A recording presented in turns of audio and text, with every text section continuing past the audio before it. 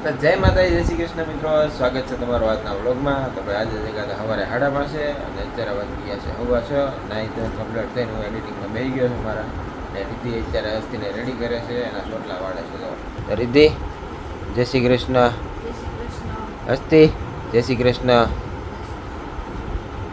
સવારમાં હસ્તી બેન નો અવાજ જ ન નીકળે, આખો દી રેડે રેડ હોય, સવારમાં ન નીકળે.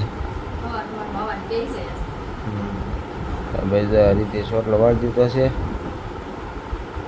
કેટલી વાર લાગે ચોટલા વાળતા? બસ. વાવ.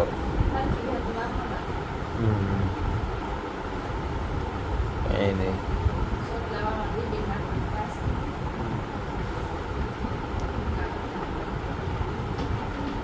રસ્તીબેનના ચોટલા વળી ગયા છે. અત્યાર સુધી રસ્તીબેન શું છે, ઓલું મુલાકાત હતા ને તો સાદા કપડામાં ચોટલા ઓલા પોનીમાં ને એમ જતા હતા.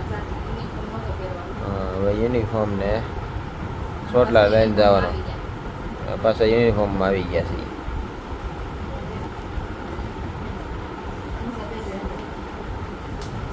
ચાલો હસ્તીબેનના નાસ્તા પાણી કરાવી દઈ, બરોબર. તો ભાઈ રીતિ જો ચોટલા વાળીને કઈ બાજુ ઉપડી?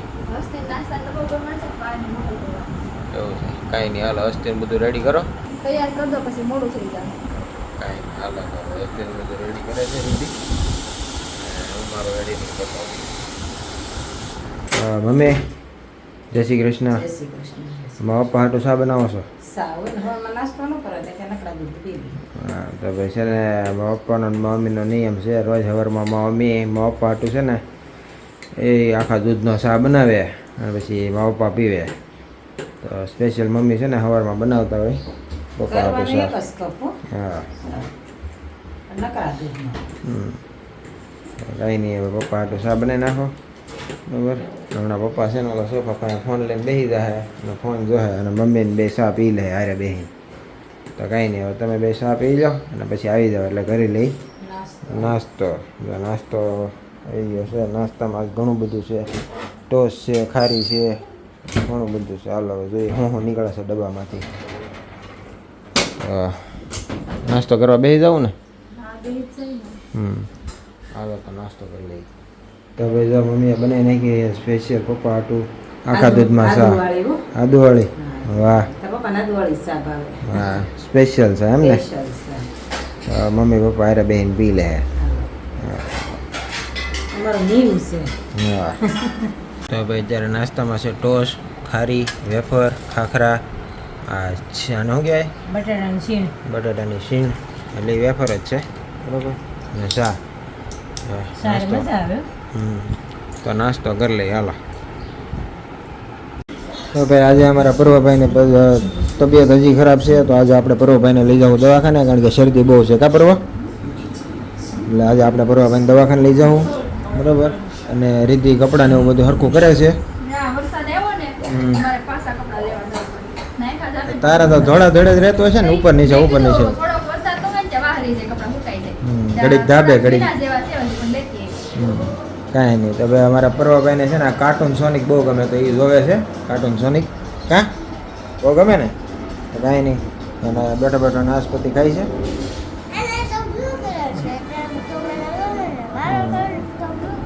ભાઈ અમારા પર્વભાઈનો ફેવરિટ બ્લુ કલર છે, તો સોનિક મેં કલર બ્લુ છે, તો એને ગમે છે. રેડી ને? કાંઈ નહીં, અમારા પર્વભાઈને દવાખાને લઈ જવાનું છે, તો એની તૈયારી કરી. ચાલો.